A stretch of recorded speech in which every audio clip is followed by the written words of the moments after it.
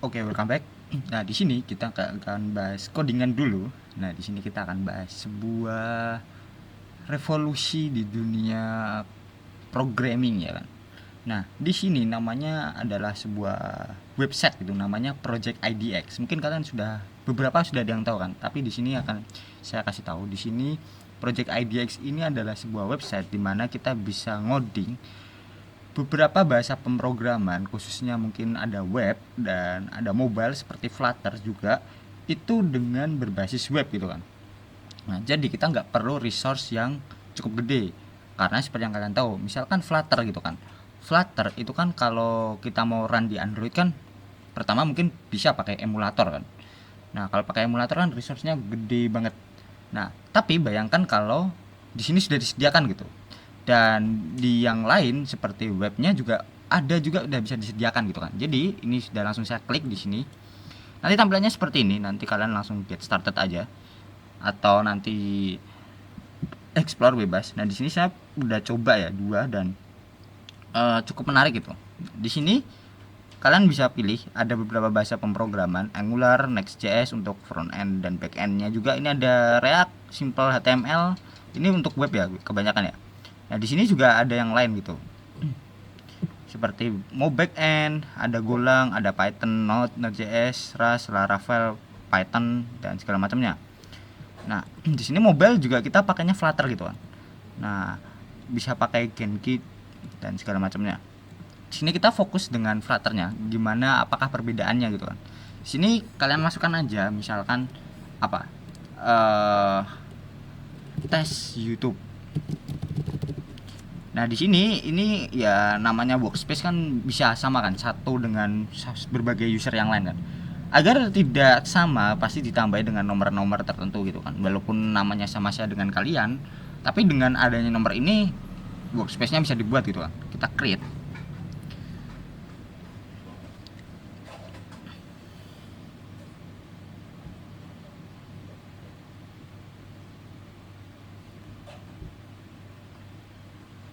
Di sini memang menunggu dulu ya. Dan setting up workspace, initialing environment, karena mungkin pertama ya itu agak sedikit berat. Nah, kita tunggu bentar sambil kita melihat-lihat yang lain gitu kan.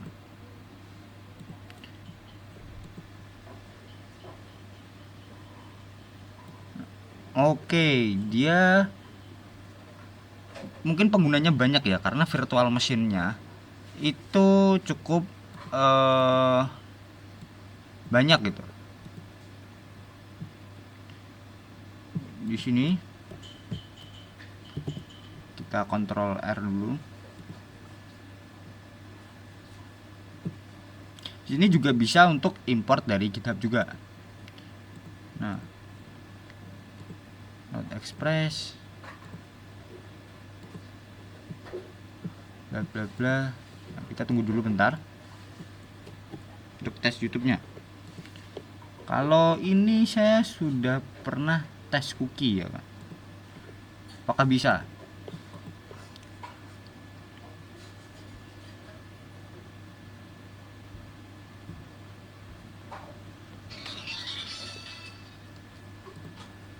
Oke, kelihatannya ini masih banyak yang pakai.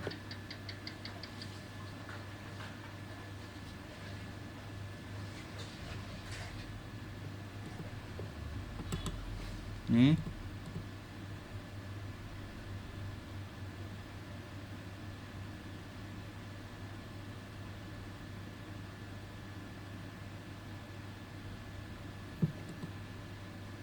Oke. Mungkin nanti kita potong videonya ke bagian yang udah jadi aja ya. Oke, sekarang sudah berhasil masuk. Dan begini tampilannya. Menurut saya sama persis dengan ya hampir sama lah ya. Bisa dikatakan hampir sama dengan VS Code persis ya malahan ya kelihatannya. Mulai dari menu-menunya nih sama persis malahan ya kayak VS Code.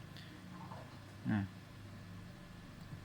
sekarang kalau Dan di sini nggak ngelek-ngelek banget ya, nggak kayak saya rekaman biasanya pakai VS Code gitu.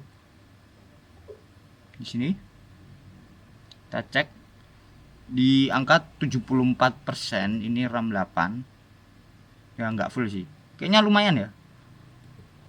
Nah, di sini ada emulator web dan Androidnya.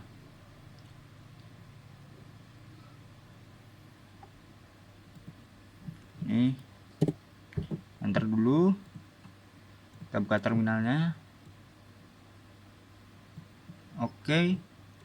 Nah, di sini mungkin kelebihannya ya, dimana dia sudah ada emulator Android yang terintegrasi dengan webnya. Nah,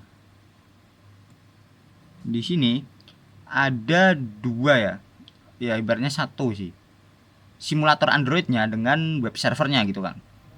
Coba kalau untuk Flutter kan biasanya mobile ya, kita coba untuk ininya, kita run gimana ceritanya. Run, sebenarnya udah ada ya, kalau kita klik nambah seperti biasa. Cukup menurut saya revolusioner ya untuk penggunaan seperti ini. Nah, tadi sudah kelihatan desktopnya juga cukup revolusioner.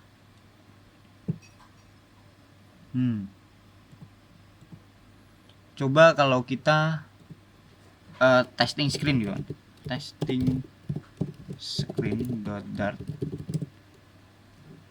class testing screen extends, langsung keluar rekomendasinya, nggak kayak di laptop saya yang nggak harus nunggu analyzingnya dulu ya. Testing screen oke super oke ini add override, wih widget build context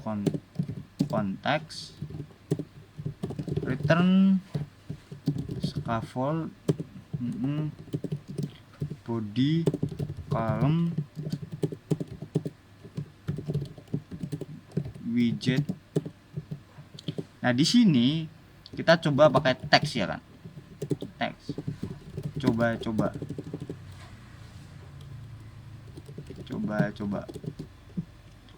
kita save. Di sini kita ganti, coba jadi testing screen, save. Oke, ada tulisannya coba-coba di sini dan cukup menarik. Nah, tapi gimana kalau untuk buildnya gitu kan, ibaratnya kita kasih dependensi itu library http dart, coba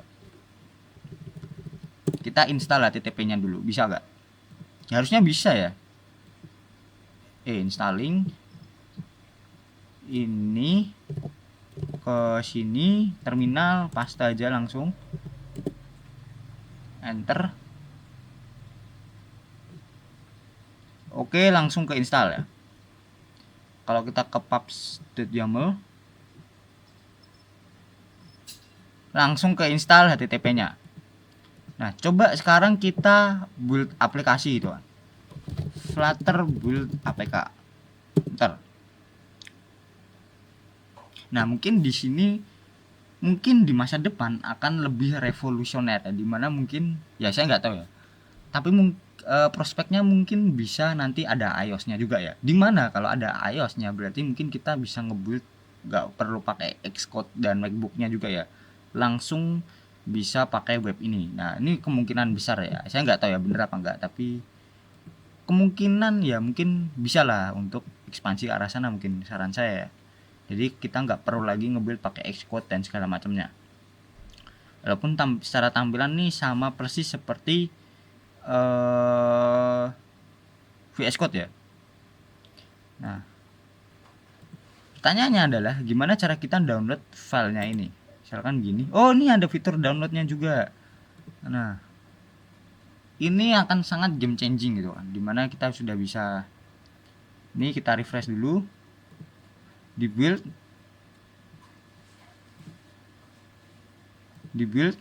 up output APK release Nah, ini langsung kita download. Bisa nggak?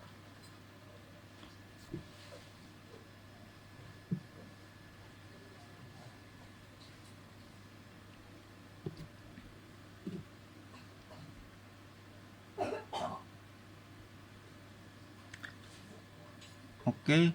Nah, beneran langsung ke download, dan di sini review dari saya itu bisa juga untuk web langsung ya.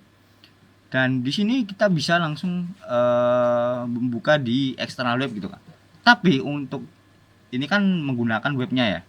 Tapi khusus untuk Android nih, kalau kita buka di web yang lain, ibaratnya di show yang lain, itu